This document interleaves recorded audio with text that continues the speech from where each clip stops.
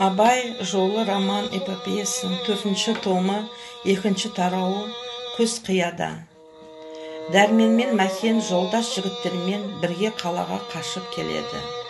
Абайға жолығады, жағдайларын айтады. Абай оларға үлкен семейге барып, ол жерде Әбіштің көмегімен дереу арыз жазуға кеңес береді.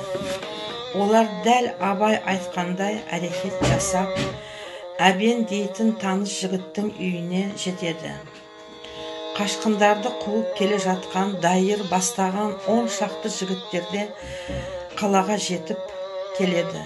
Дәрмен алып қашқан Мәкеннің әмеңгері сол дайыр болатын. Дайыр Мәкенді өз інісі Қайырға 5 жыл бұрын айттырып, әкесі Әзіммен келісіп қойған болатын. Сол уақыт өтпей Қайыр қайтыс болады.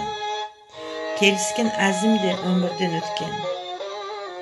Енді дайыр 40-қа келсе де, інісі өлген соң Мәкеннің әмеңгері атанып, қызды алып кететін туралы айтады.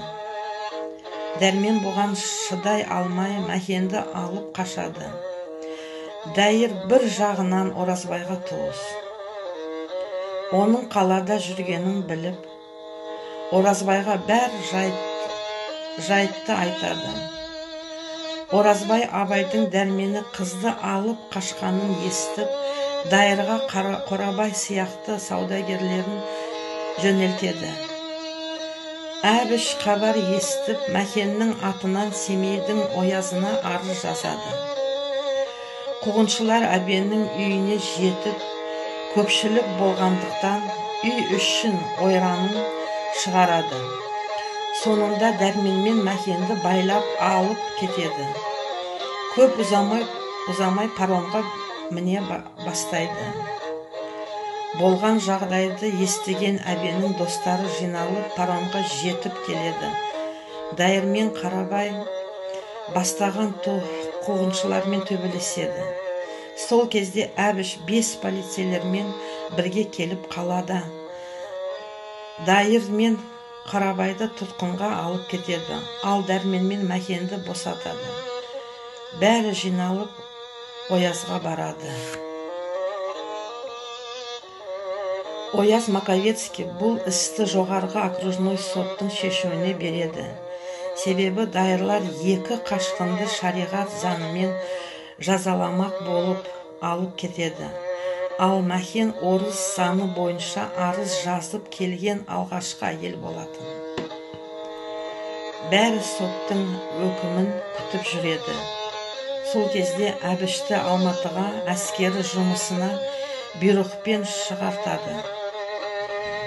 Ол Мағышпен бірге Алматыға жол алады.